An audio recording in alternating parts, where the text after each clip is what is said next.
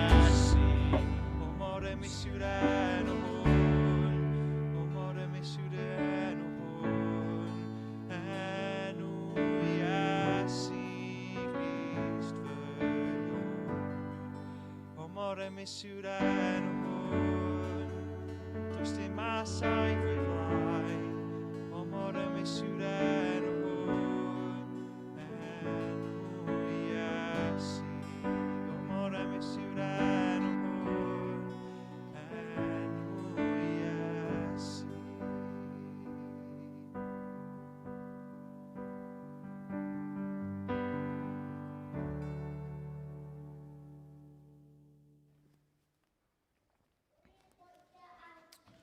Amen. Well, you might have noticed that we have a familiar face back with us, having been, I was going to say away, but really at home in America for a while. And we're glad to have her with us. Anna has arrived and has completed her 10-day quarantine. So I'm going to ask Anna to come up, and she's going to just answer us a few questions, because there are some of you who don't know who she is, and some of you may know something of who she is, but not loads. So, Where do you want me? come on up. Anna is in a bubble with us as a family, so she's able to come up, just in case, so we can say that. But yeah, so we've got a few questions we can ask you. So for those who don't know you, tell us who you are. So I'm Anna Ketchum. I am from Oklahoma in America, which is just slightly south of Middle. And I have a degree in religion and philosophy with an emphasis in youth ministry and a minor in sociology, which means that I will never get paid. And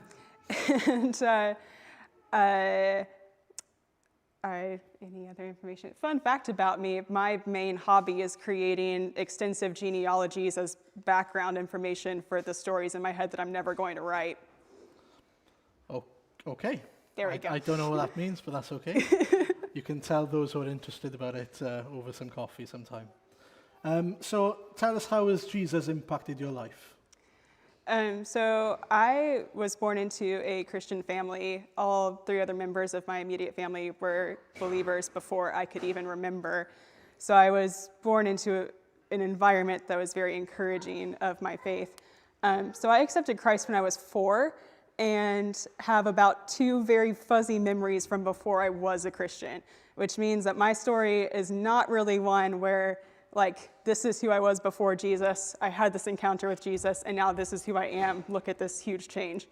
My story is more, I encountered Jesus and chose him at the earliest that choice was possible, and have been walking with him for 24 years. And even so, look at the incredible amount my life has changed because of that. And I think the thing that has been biggest for me over the last couple of years especially has been that learning that I walk through life with an inherent sense of I'm going to be judged and I'm going to be rejected. And in order to cope with that, I just have sort of turned myself down quite a bit to make myself more easy to be around. Mm-hmm.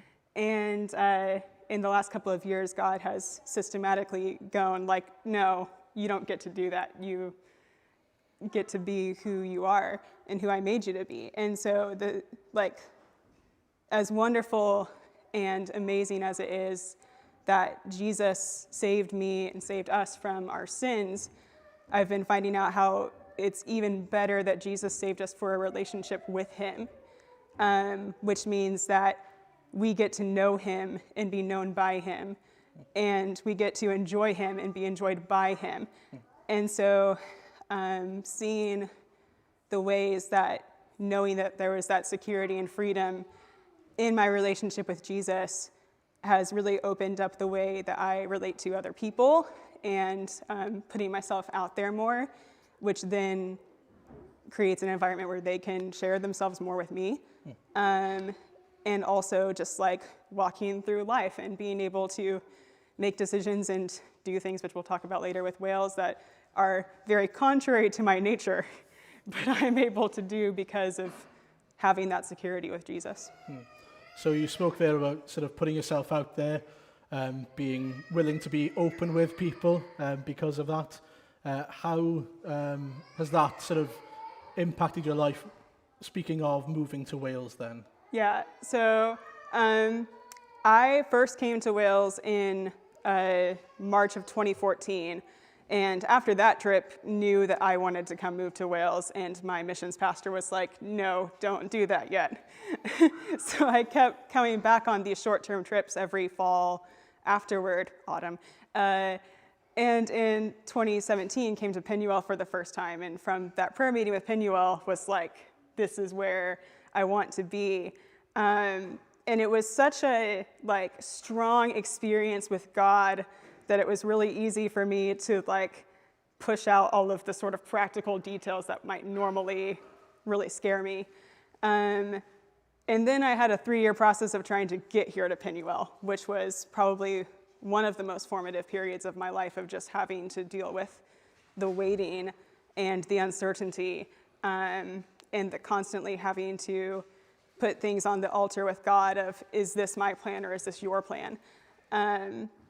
So to be able to be here now and actually doing these things that I've felt like God has promised or hinted at for so long, now it's actually reality, is really cool. It's also incredibly terrifying. Yeah, great. Okay. So how can we pray for you and support you as a church? Well, like I said, being here is incredibly terrifying. I mean, it's peaceful in the sense of feeling very God-led, and also having had that 3-year relationship with Penuel in order to know these are the people I'm going to, this is what they're about. I feel safe and cared for by these people. But yeah, nerves are still very real. So you can pray for my anxiety and nerves as I get into this role and start figuring out, what does my life here look like? Additionally, some of you will be aware that I've had health problems for the last couple of years that significantly ramped up before I was coming to Wales, that are still an issue. And so prayers for that there will just be sort of strength and endurance as I'm already kind of starting off this job with a limp. Yep. And yeah. Okay, great. Well, thank you. We'll pray for you in a second. So if you can remember to pray for Anna, she'll be coming, she's here now. So she's here to help with all sorts of work in the church, including things like discipleship, reaching out, all sorts of things. Pray for that, pray for wisdom, pray for grace, but also pray for the issues that she's raised there, please. So we'll do that now. You can take a seat. Thank you. Let's pray. Nawn ni weddio gyda'n gilydd.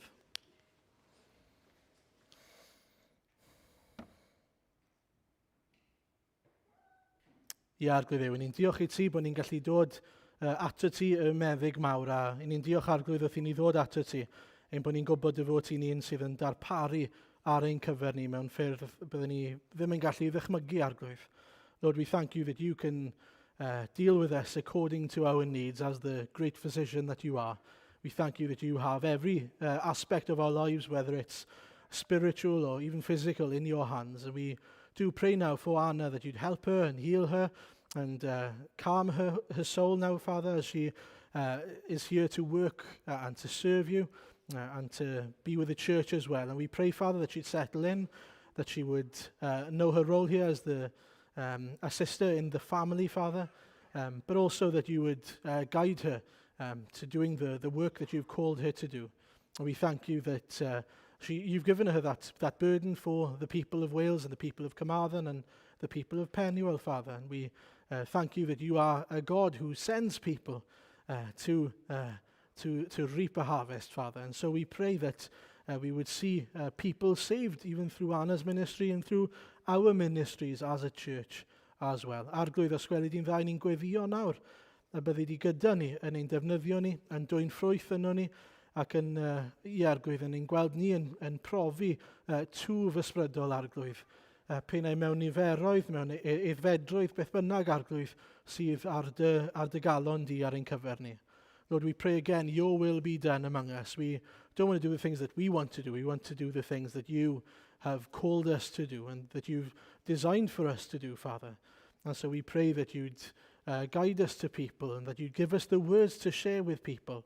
As we heard last week with Philip and the eunuch, Father, we pray that your Spirit would guide us and enable us, empower us to speak truth into people's lives and to be bold, Father, to put ourselves out there, just as Anna has been convicted to do so in recent years, Father, and challenged to do so. We pray as we serve you that we wouldn't shy away, Father, that we would have this light on top of a hill, that we would shine as Christians, as painful as that might be in the darkness to those around us.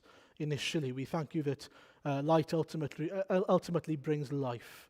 And Lord, as we think now of Ezekiel and turning to your word, we pray that you would open our eyes and our hearts again to the truths of your word. Arglwydd, wrth I ni ddod at Ezekiel, I ni wir yn gweddio arglwydd y byddi di'n rhoi syched i ni i ddyfalbarhau trwyddo fe, i fod eisiau dysgu ohono fe, i fod eisiau clywed y lais di arglwydd yn siarad gyda ni. Father, we pray that we'd long to and thirst for you and long to see you speaking to us through the book of Ezekiel, Father. We are not coming into false pretenses. We know it's a long book, and 48 chapters feels like a long way forward to us. But we pray, Father, that rather than coming every week thinking to ourselves, oh, I wonder if it'll be boring this week, or when is it going to stop being boring? Lord, Father, we pray that as we come to your word, that we'd be reminded that you are a living God who speaks into our lives through your word. Every single portion of the passage, every single portion of your word matters because it is your word, your words from your mouth spoken to us today. And so we pray that we'd have the right attitude of heart as we come week in, week out, Father, and in the Bible studies in the same way. And Father, we pray that you would, yes, challenge us with whatever you are going to put in front of us, and that we would enjoy coming and seeking you in your word, and even wrestling with the word perhaps at times, and finding out that there's so much about you that we have yet to learn and yet experience. Arglwydd ysgweli di'n dda, ni'n gweddio ti fod gyda rhai sydd ddim yn gallu bod gyda ni pan maen nhw'n pregethu bant neu yn dost arglwydd. Ni'n gweddio am y rhai sydd yn galaru ar hyn o bryd, ac arglwydd yn gweddio ti fod yn hynod o agos atyn nhw. Lord, we pray that you would renew those who are feeling down and perhaps weak and unable to continue to live life even.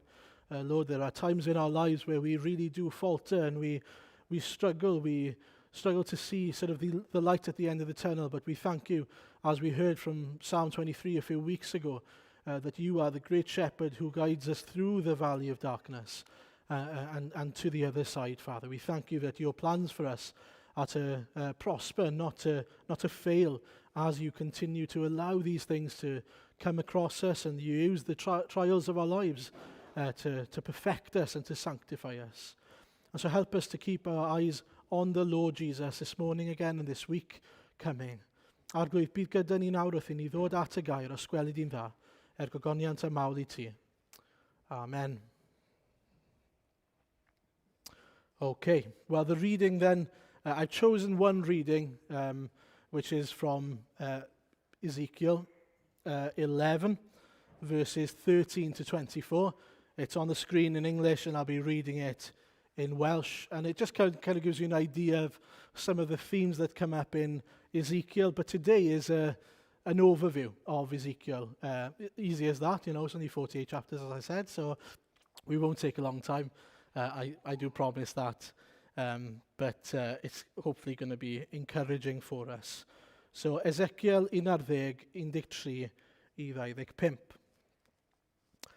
Ac fel yr oeddwn yn proffwydo, bu farw Peletea fab Benaia.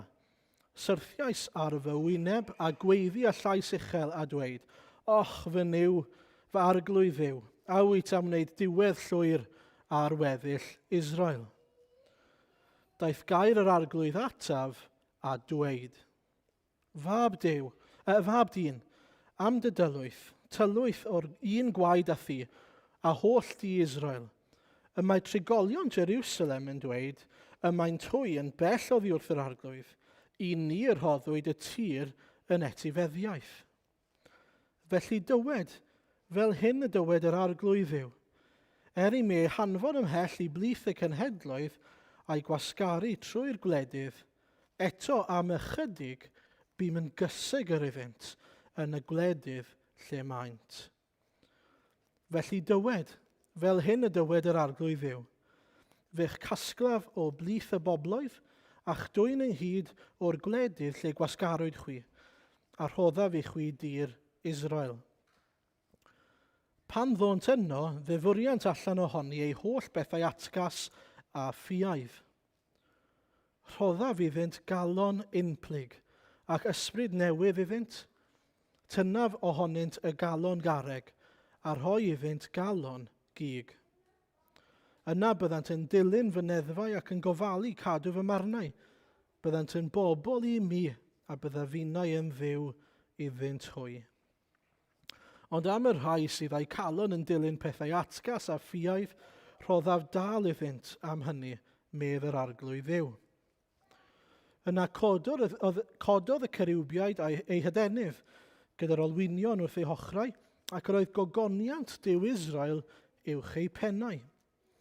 Cododd gogoniant yr arglwydd o fod dros ganol y ddinas ac arhosodd dros y mynydd sydd i'r dwyrain ohoni. Cododd yr ysbryd fi a mynd â mi at y geithglyd y Mabilon mewn gweledigaeth trwy ysbryd Duw. Yna aeth y weledigaeth a gefais oddi wrthyf, a dywedais wrth y caethgludion y cyfan a ddangosodd yr arglwydd i mi. Amen. So, we're looking at Ezekiel.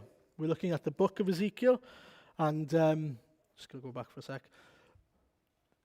Hopefully, as we dive in, you're excited. You're looking forward to it.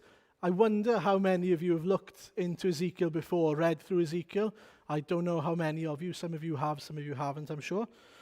But the plan is then that we would look at it and see a few things, but more than anything, my prayer is that we'd see the glory of God and the truths of his word. Those are the two things I really want us to see. But gymaint gan yr arglwydd i'w ddysgu ni o'r hyn mae'n dweud. It's interesting, right? I'm not going to ask you to count them, but if you would notice, as you read through Ezekiel, how many times you read this, right? Fel hyn y dywed yr arglwydd yw. This is what the sovereign Lord says. You'll notice, we've already heard it about 3 times, it's a lot. And that's something he's trying to say to us. Okay, so the context has sort of been dealt with in terms of how we got here in the Bible study on Thursday that we had. So if you didn't get a study, it looks something like this. There are some on the table at the back, so you can grab one on your way out if you haven't had one, or it's in your emails if you're part of the mailing list. But I would encourage you to do it, because I'm not really going to cover anything of the context, the background to Ezekiel. How did we get to Ezekiel? Rather, I'm just going to sort of set the scene. Felly mae'n tua 600 cyn Crist, a ni'n dod ar draws y dyn yma, sef Ezekiel. Gwaith Ezekiel oedd offeiriad. Oedd yn offeiriad, oedd wedi cael ei gaethgludo i gymryd yn gaeth i Babylon. A oedd rhai Israelid eraill yna hefyd. Oedd e'n rhyw 30 oed. Oedd e wedi ei gyfyngu te i ardal Afon Cebar, a mae hwnna yn Iraq erbyn hyn. Felly mae mewn sefyllfa digon anodd. Dychmygwch fod yn offeiriad, so ni'n gwybod beth yw gwaith offeiriad, yn y deml, yn gwasanaethu'r arglwydd, ond does dim teml gyda fe. Mae deml wedi cael ei gymryd i ffwrdd. I'm sure he must have been asking the question, what on earth is going on? Where is God? Why am I here? What is a priest without a temple? It's like saying, what's a footballer without a football? Or even further, you could say, well, who's Ant without Deck? You can't be the famous duo that you are. But this man, his life was all about serving God in the temple. And so you take away the temple, what have you got? And so he must have been asking questions. He must have been wondering, what on earth is going on? What on earth is God doing? Am I under God's favour anymore? Yna, mae Duw yn ymddangos iddo fe. Reit ar bwys yr afon, ac yn galw Ezekiel mewn gweledigaeth te i gyhoeddi neges Dduw i'r pobl Israel sydd o'i gwmpas yn benodol, a falle hyd yn oed byddai'r neges yn cyrraedd Jerusalem. Ond y peth rhyfedd sy'n digwydd yw fod Duw yn gwneud Ezekiel yn fyd. Dyw e ddim yn gallu siarad, yn mute. Felly mae'n gorfod acto mas lot fawr o'r weledigaeth mae'n cael. Mae'n gorfod dangos fel maim artist beth mae'r arglwydd yn ei ddweud.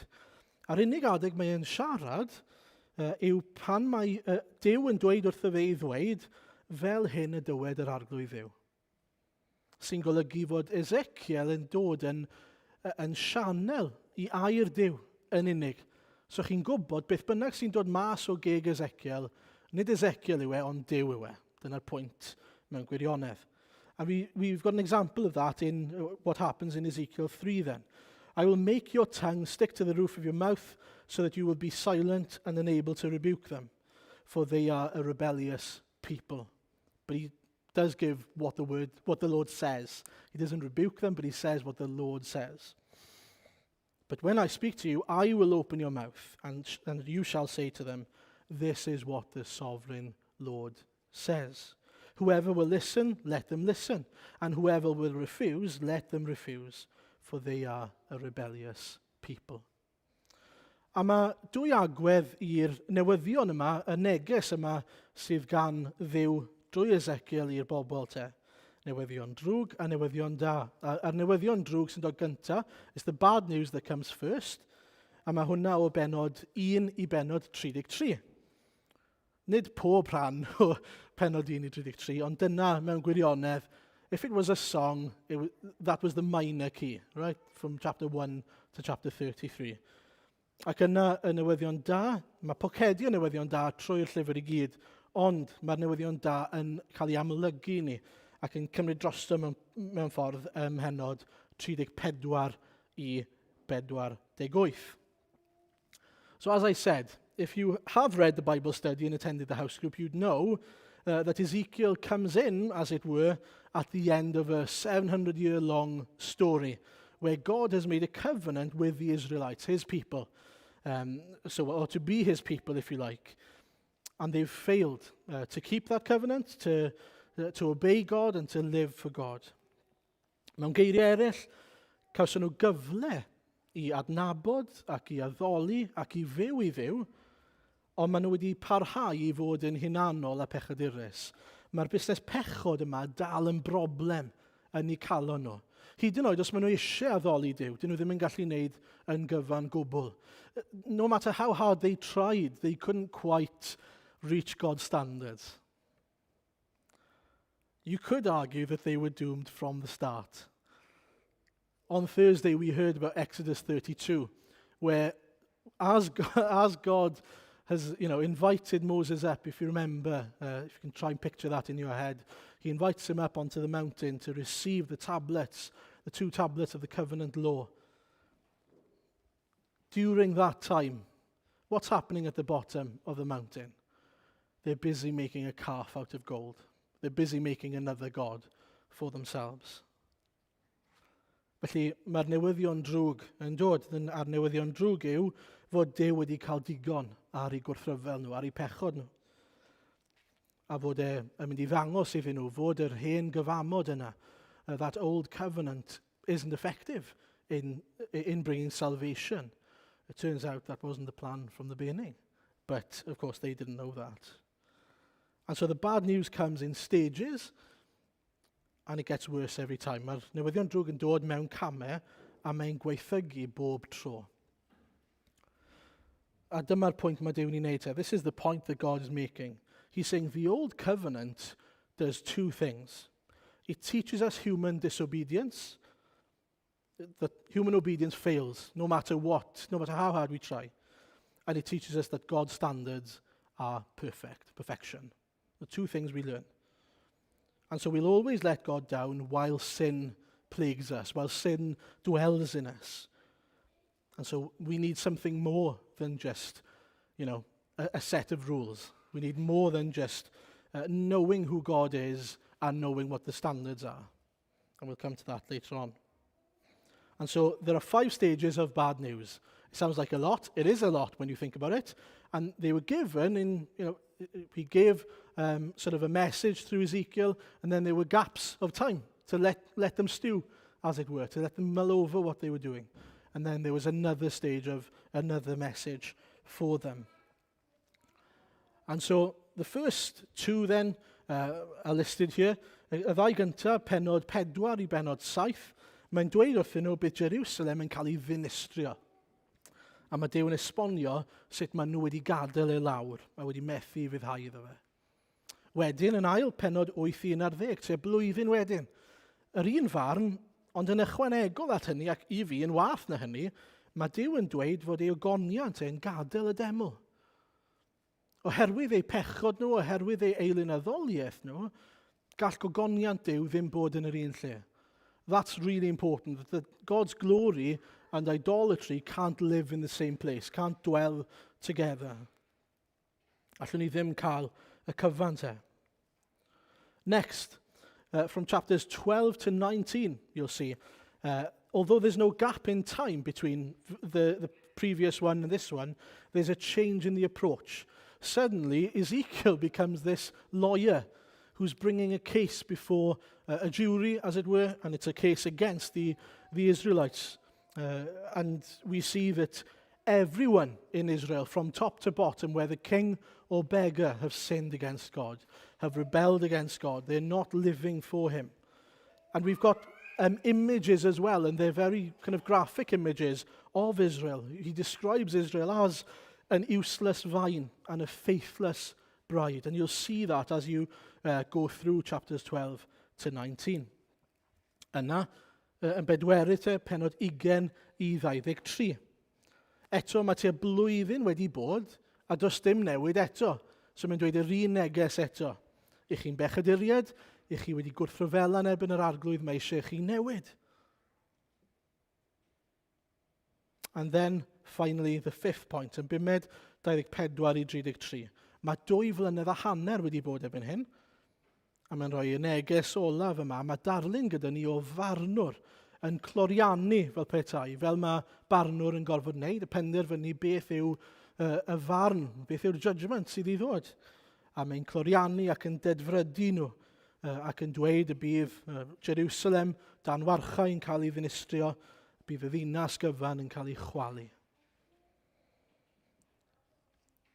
And in chapter 33, a fugitive comes along and has breaking news. Jerusalem is down. And it says in 33:21, in the 12th year of our exile, in the 10th month of the 5th day, a man who had escaped from Jerusalem came to me and said, the city has fallen. And so this is sort of the culmination, the climax, if you like, or at least the central point of the book, where we realize everything that God has said was going to happen because of their rebellion, and because they haven't changed their ways, it's happened. They thought they were safe. Do you remember in the reading in chapter 11? They were thinking, we're perfectly fine. Those in exile, they must have done something wrong. We are fine because we're still in Jerusalem. But we see here then that God is showing them something. Felly, hyd yn hyn, mae pethau wedi bod yn eitha trist ac anobeithiol. Ond mae pennod 33 yn, fel ni'n dweud, newid trywydd yn enwedig o'r diwedd ymlaen. A gobeithio byddwn ni'n gweld fod pethau'n pigo lan fan hyn. It's like a key change in a song, from minor to major. It's lovely. Pan ddigwydd hyn, ac y mae hynny'n sicr, byddant yn gwybod I broffwyd fod yn ei misg. Now, God promises then that all the things that he said would happen are going to happen. And when they happen, he says, now you'll know that a prophet has been among you. And you might be thinking to yourself, and it's a good question to ask, why is it a good thing that they've been punished for what they've done? Why is it a good thing that destruction has come to the city? Why is it a good thing that he's taken away their temple? Wel, yn gyntaf, mae'n newyddion da fod Duw yn cyflawni ei addewidion ac yn cadw ei air, nag yw e? Os mae Duw yn dweud fod rhywbeth yn digwydd, a wedyn Duw e ddim yn digwydd, pwy fath o ddiw yw e? Dyw e ddim yn ddiw gwir, mae'n gelwydd, yn gelwyddgu. neu dyw e ddim yn dduw sydd yn able i wneud hynny. Yn ail, mae newyddion da fod Duw yn rheoli ac yn gwneud beth sydd yn iawn. So dyw e ddim yn wneud beth mae pobl Jerusalem eisiau iddyn nhw wneud, sef maen nhw eisiau cael popeth, maen nhw eisiau cael y ddinas, y statws o fod yn bobl dduw, ond maen nhw eisiau cael ei elunod hefyd. That's what the Jews wanted in Jerusalem. They wanted to have their idols and their temple. They wanted to have them both together in the same place. So they wanted the status of being God's people, but they wanted to also do what they wanted to do.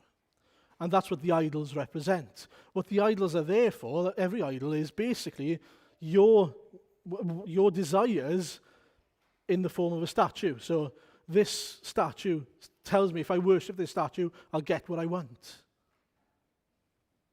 A so mae newyddion da fod Duw yn rheoli ac yn gwneud beth sy'n iawn, nid jyst beth maen nhw moyn.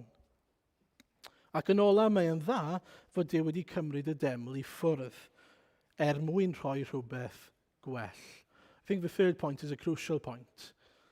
God took away their temple because their temple wasn't doing what the temple was supposed to do, which was to be a meeting place for them and God and a place for God's glory to dwell. Well, if the glory of God is left, what's the point of a temple anymore? There is no point of a temple. In fact, we need a better temple. We need a better dwelling place that can't be destroyed. You see, what Israel had, and especially in Jerusalem, what they had was religiosity. Religiosity sounds like a big word, but it's something that looks like religion, but it isn't religion. It isn't actually worshipping God. It's the illusion of worshipping God. They were coming to the temple. They were going to Jerusalem to worship in the temple. But their worship wasn't to God, the living God, the God of Israel. And so they needed to learn that going to the temple doesn't make you right with God. Going to the temple or being the special people of Israel doesn't make you right with God. It doesn't give you the right to mistreat God's temple and to bring idols in and worship them in front of God's temple and inside God's temple, which you'll see is what ended up happening. Mae chi bach fel plant pobl cyfoethog a dylanwadol. Siwr bod chi wedi clywed am bobl fel hyn. Mae'r plant yn meddwl bod nhw'n cael gwneud beth bynnag maen nhw moyn wneud achos bydd mam a dad yn cael nhw mas o drwbl.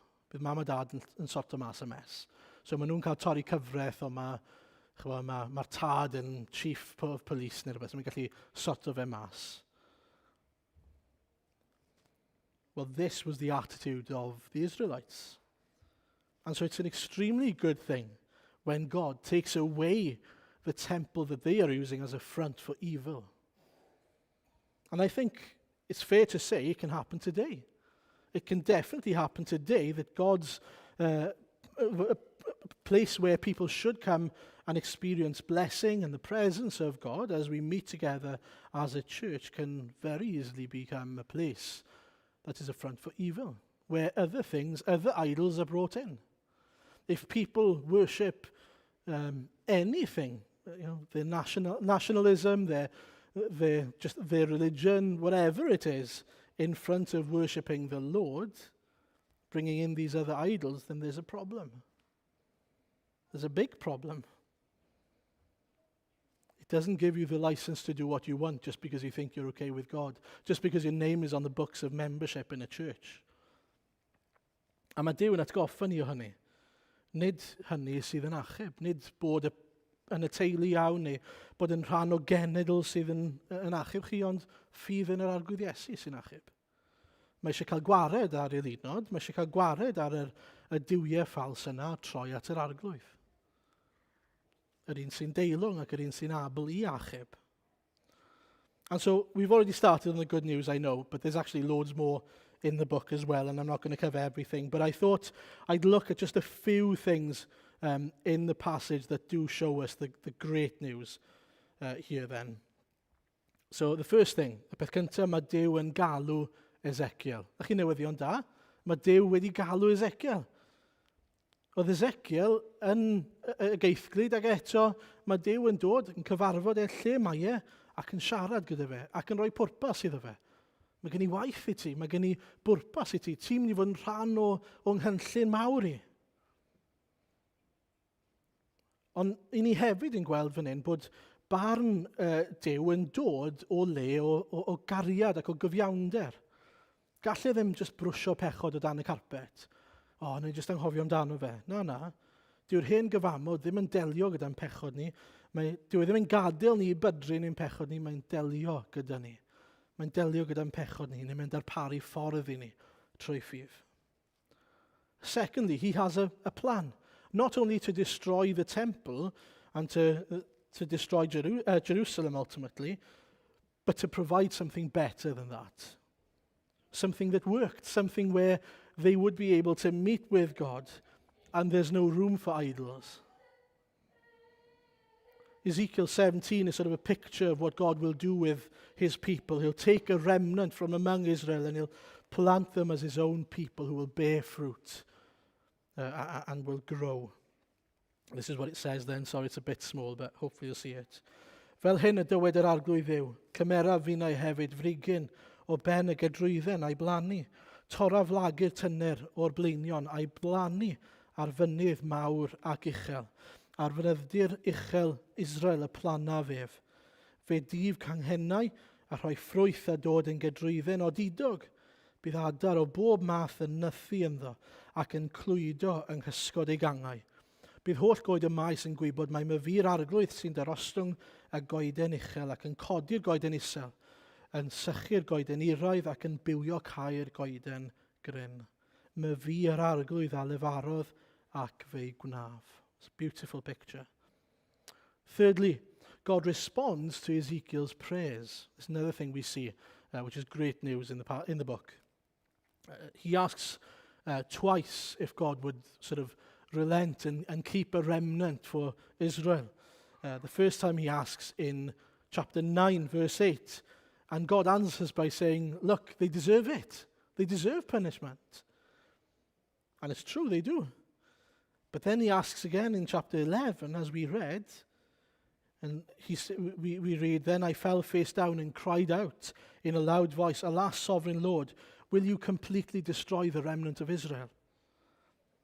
And we see two important responses, and ni'n gweld dau ymateb bwysig iawn. Yn gynta, mae'n dweud wrthyn ni mae Duw wedi bod yn gyseg yr sanctuary, man diogel i breswylio, i'r rhai sydd wedi cael eu cludo, y rhai sydd yn cebar. Rhai fel Ezekiel a Jeremiah, sy'n dangos i ni, fod gogoniant Duw wedi gadael y deml, dyw gogoniant Duw ddim wedi gadael y rhai sydd yn ffyddlon iddo fe. A dyw e ddim wedi cael ei gyfyngu i'r deml. Mae'r gogoniant Duw yn preswylio ymhlith y rhai sydd yn ei garu fe ac yn ffyddlon iddo fe. He hasn't forgotten about those who are faithful to him and who love him, even if they can't be in the temple. That's the answer to Ezekiel's worries initially, surely, isn't it? He calms his fears, he comforts him by saying, look, I've been a sanctuary to the people who are in exile now, and I will be forever, regardless of whether they have a physical building or not. If they're faithful to me, I'll be faithful to them. And then secondly, in verses 17 to 20, we see what God would do for those people, for the remnant, those left behind, those who are scattered. And there's sort of a clear hope of salvation here. He says, I will gather you from the nations and bring you back from the countries where you have been scattered, and I will give you back the land of Israel again. They will return to it and remove all its vile images and detestable idols. I will give them an undivided heart and put a new spirit in them. I will remove them from their heart of stone and give them a heart of flesh. Then they will follow my decrees and be careful to keep my laws. They will be my people and I will be their God. Do you remember when I said earlier on, because of their inability to keep the covenant, they needed something more than just a set of rules to keep. What they needed was a new heart. And it's true of all of us. In our own strength, by our own merits, we'll never live a good enough life to reach the standards of God. We'll never get there on our own. But the great news is that Christ has come to give us a new heart. That he's come to give us new life. A clean slate through Jesus Christ is the only way. And so we come to the key change, the big key change. We've already had snippets of good news, which to me feel like huge chunks of good news, but there's more.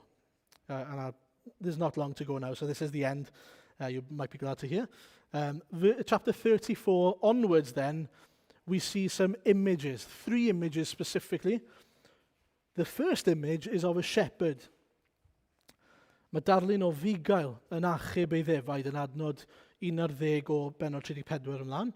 A mae'n dweud, bydda fi fy hunan yn chwilio am fy mhraidd ac yn gofalu amdanynt. Think to yourself, who does this remind you of, by the way, as you read these verses about the images?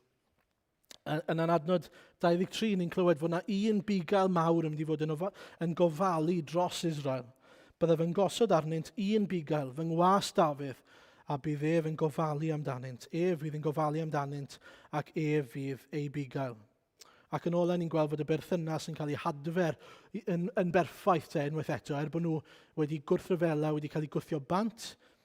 Ni'n gweld adnod 31, chwi yw fy mhraidd, praidd fy mhorfa, yw fy mhobol, a my fi yw eich Duw, medd yr arglwydd ddiw. Wel, gobeithio bod chi'n gallu dychmygu pwy mae hwnna'n eich atgoffa chi o, ac yn ein pwyntio ni ato mewn gwirionedd. Un sydd yn mynd i ddod i deyrnasu ac i'n harwain ni fel y bugail mawr. Then we've got 2 other images, and I'm not going to go into much detail in quoting verses of this one, but the first one then is in chapter 36, and looking at the mountains of Israel then. There's a picture of these mountains, and these mountains being the fruit of the mountains then is a sign of people who now do good. This nation that do good, who multiply, who bear fruit, rather than being a wasteland for God. So he takes the person, the sinner, he gives them a new heart, and because of that, they can now be of purpose, of good use to God. They can bear fruit, they can multiply, they can worship him. And then lastly, the third image is in 37, and it's the Valley of Dry Bones. I'm sure you've all heard of the Valley of Dry Bones. It's one of the most famous chapters probably in Ezekiel. But it's a picture then of this valley full of dead bones, and then the breath of God sweeps in, and suddenly these bones come to life again. Again, reminding us of what God can do. Some people would definitely say that they interpret this to be the end, where God will revive all people who have fallen asleep, and we will all be taken up to heaven. You can certainly see why they think that as well.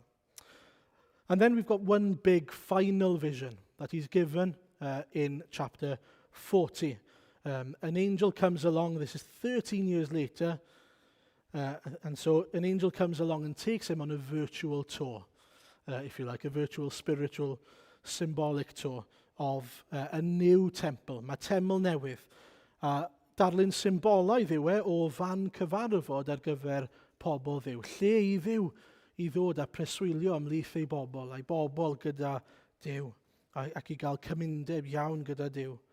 A mae'n cael ei ddisgrifio fel teml, fel petai yn iaith nhw, ond arwydd yw nid fod lle yn mynd i ddod fel man cyfarfod, ond person, sef yr arglwydd Iesu ei hun. Fe fydd y man cyfarfod newydd yma i ni. A mae Iesu hunan yn dweud amdano fe ei hun yn Ioan 2, dinistriwch y deml hon ac mewn tridiau fe'i codaf hi. And so Jesus is this new temple that we see. It's a symbolic sort of picture of who Jesus will be to us. A better temple, an unbeatable temple.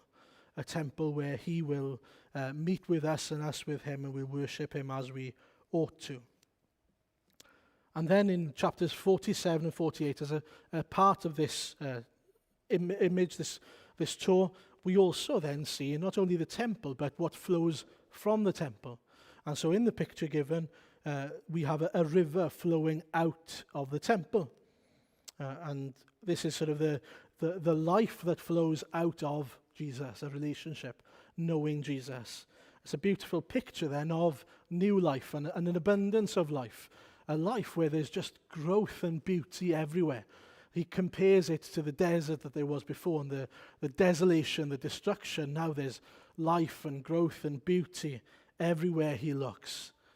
It's a wonderful picture, of course, of what God takes, which is a dead soul in the darkest, dingiest of valleys, the valley of dry bones, and he creates from that new life and a beautiful life. And it definitely reminds you, if you've read Revelation, of the picture of the new heaven in Revelation in the same way then.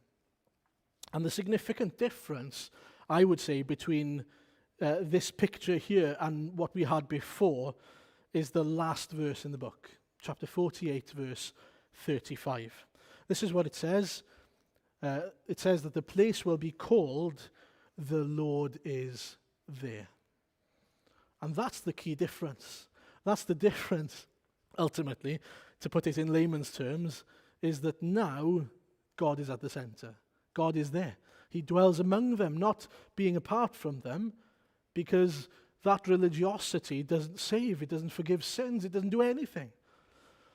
We haven't been created to have that. We've been created to know God, to enjoy God, and to be in his presence for eternity. And so that's what matters. The Lord is there. And there's a big challenge for each and every one of us there. The only place I want to be is where the Lord is. The Lord is there. I want to be able to say, well, the Lord is here in me. And the only way to be able to say that is to know that you're forgiven your sins. Anyone who knows the Lord Jesus can say, the Lord is here. That's amazing. Oh, what a joy that is. The Lord is right here, dwelling in me. Can you say that this morning? Felly mae gymaint I ni gweld o'r newyddion da ac o'r newyddion rhyfeddol.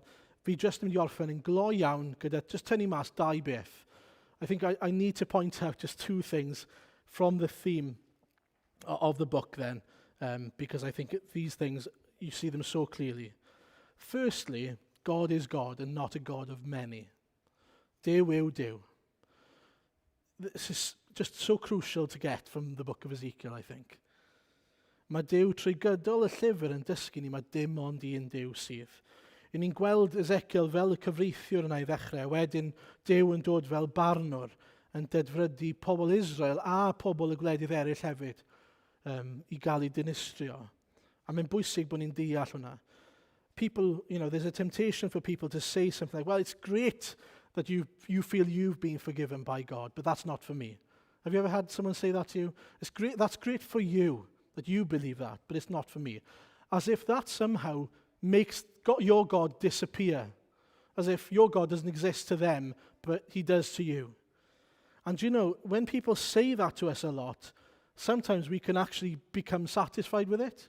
We kind of go, oh, there we are then, well, at least I've got my God and they can do what they want to do. But no, there's only one God. And this is ultimately what Ezekiel is showing us. There is only one God. Do you remember that verse at the beginning?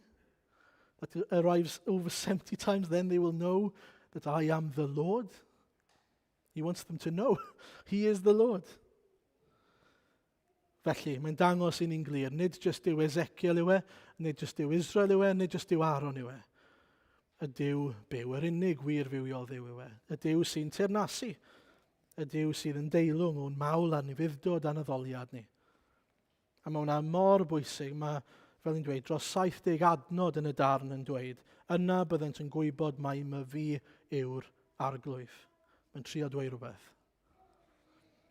It's crucial to remember that. I think we can even slip into that pitfall even of saying, oh, it's okay because, they've got their Buddha or their Muhammad or even their sport, their culture, their language, anything that you put in the place of God. Enter your idol there. If we say, well, it's okay, they choose that, then we need to repent. We need to say sorry to God. Because we should never be satisfied that someone is stealing glory from the Lord. He is worthy of praise and glory. Nobody else is. And so we should be concerned for his glory. He is jealous for his glory. And so if he is, we should be concerned as well. Wanting, longing, desperate for people to come and worship him. Because he is the true living God. Wyt ti wedi sylweddoli hynny? Dy hunan. Wyt ti'n gweld, just os wyt ti'n gwrthod Duw, dyw hwnna ddim yn gwneud i Dduw ddiflannu. Dyw e ddim yn golygu fod Duw ddim yn bodoli rhagor. Mae yma a bydd e yna ar y diwedd, gei di weld. And secondly and lastly, we need a new covenant and a new temple.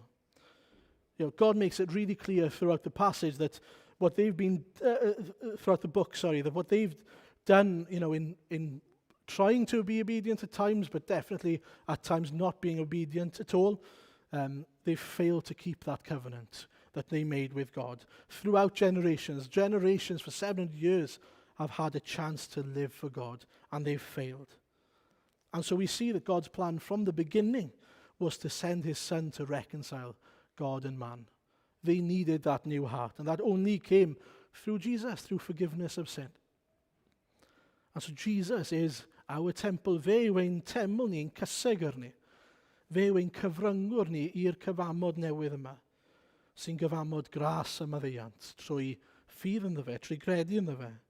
Allwn ni ddim gwneud yn iawn am ein pechod ein hunain, neu'n stopio'n hunain rhag pechod. Have you ever tried to stop yourself from sinning? Oh, it's hard, isn't it? And we never fully succeed, even if we do at times.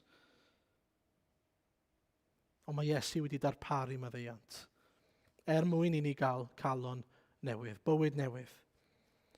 Bywyd a chyfiawnder Iesu Grist wedi ei gredydu i ni. His righteousness credited to us so that we can live for him. And my prayer then is that you would see that if you are living life trying to do things in your own way, in your own power, that you just say, that's it. I can't do that. That doesn't bring about eternal life. I need to trust in Jesus. Just like the people of Israel then, he hasn't forgotten about you. Despite the fact that he destroyed Jerusalem, he had a remnant. He had a people he was going to call.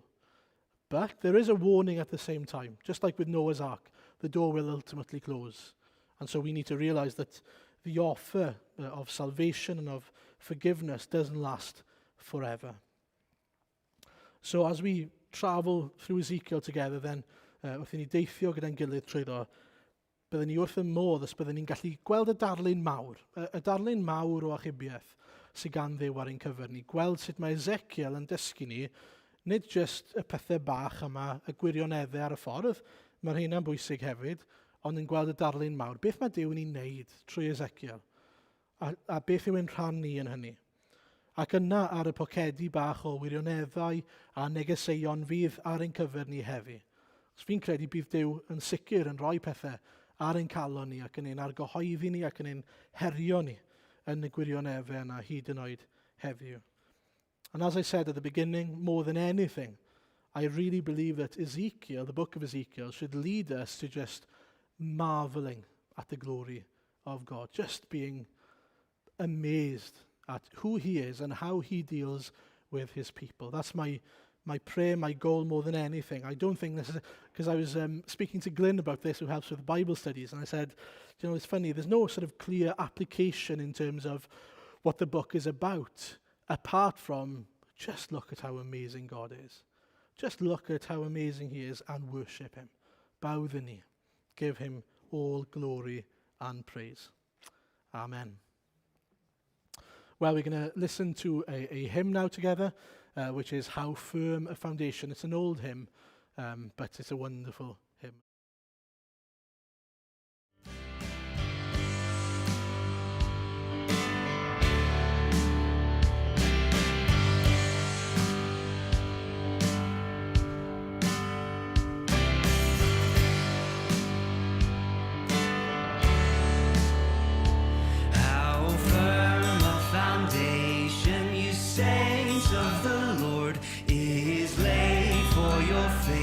In his excellent word, what more can he say than to you he has said? To you who for refuge to Jesus have fled. Fear not.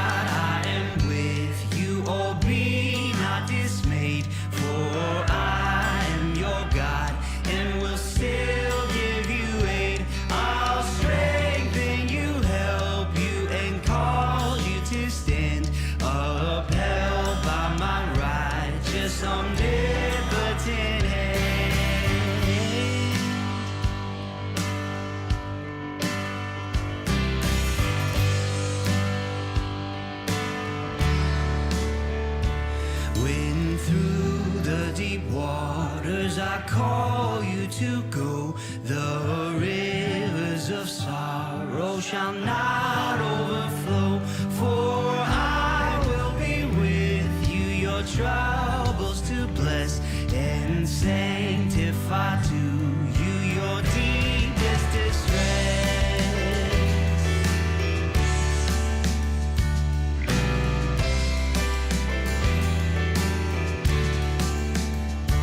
When through fiery trials your pathway shall lie, my grace all sufficient shall be your supply.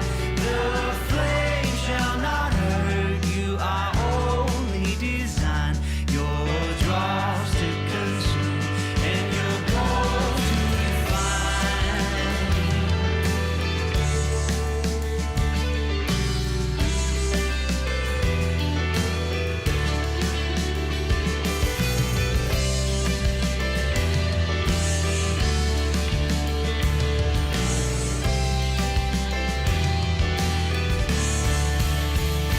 The soul that on Jesus has leave for repose, I will not desert to his foes.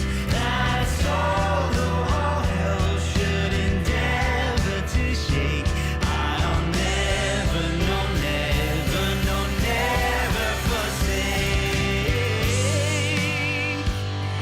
Oh, he will never forsake you. Though trials may come. Oh,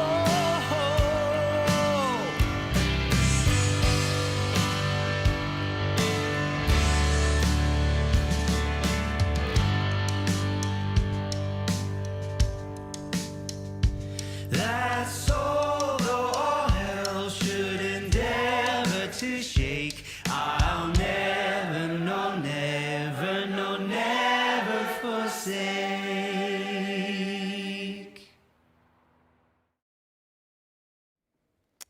Yes, Lord, we thank you for your great love for us, your holiness, your glory.